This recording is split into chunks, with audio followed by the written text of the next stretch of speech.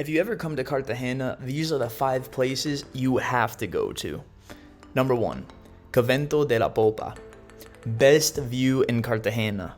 The history behind this place is extremely fascinating. However, the overview of the entire city from the top is even more remarkable. It was founded in 1607, and this building will help to show you the history of the Catholic Church in Colombia. It suffered a few attacks over the years, which forced it to renovate, one of them being in 1815 at the hands of the Spanish during the War of Independence. This is the first place I would recommend going because you can oversee the entire city, and if something looks intriguing to you from the top, you can visit it later on. The taxi ride will be a little expensive. You could pay anywhere from 30,000 pesos to 100,000 pesos, which is roughly $7 to $25. The price range depends on the generosity of the cab driver. Definitely ask beforehand how much it's going to cost for them to drive you there and how much it will cost for them to wait for you, because there are unfortunately no other taxis or transportation services available at the top generally. The trip itself will probably last 20 to 30 minutes, however, it is totally worth it. And fun fact, they also have a wall in it which shows nearly every currency on earth.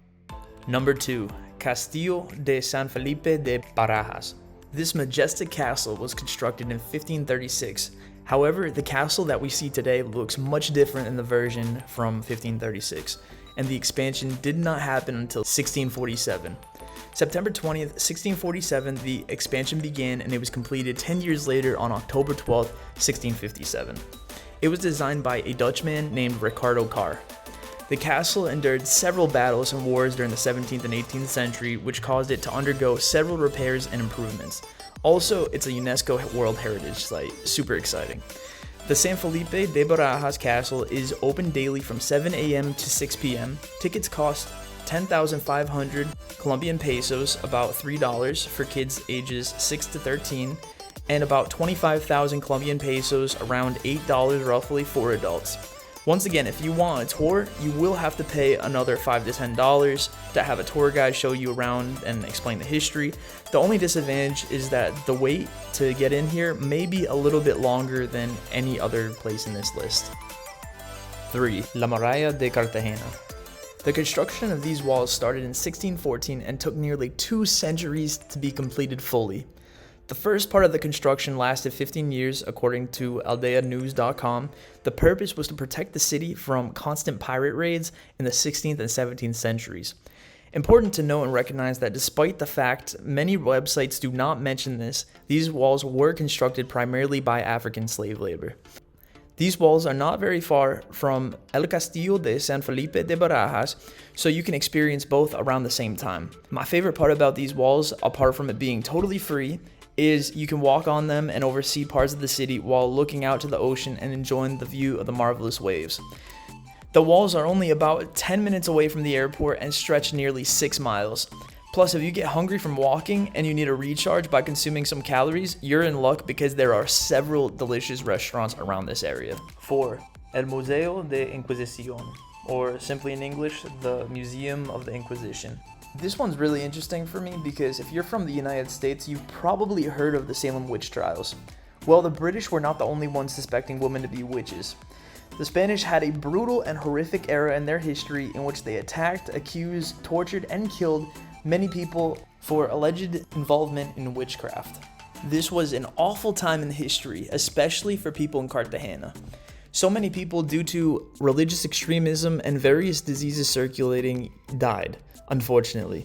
Point being is that this museum will give you a deeper look into this period of time, and if you adore history like myself, you will enjoy it here, and feel grateful that you did not live in this era of history. The museum also covers topics like colonialism and racism in the period to an extent. The cost to enter is 20,000 pesos, which is about $5, but if you want a tour in this museum or any museum in Cartagena, you have to pay tour guides separately at the museum area, and usually they charge about 20,000 pesos or another $5. 5. Playa de Boca Grande. How can I bring up a tropical paradise like Colombia without mentioning a beach? I went to this beach and it was a great time. Perfect water temperature, great view, beautiful atmosphere, and a relaxing overall experience. For me, I like seeing the nice skyline in the background of the beach and reading a book while relaxing here. I will give you a warning that unfortunately, if you want a total getaway and perfect peace, this may not be the place that you want to go. You will have somebody asking you if you want to buy something probably every minute or 2 minutes. Like seriously, it gets a little bit annoying, not gonna lie, but you just kind of gotta put up with it and enjoy the view.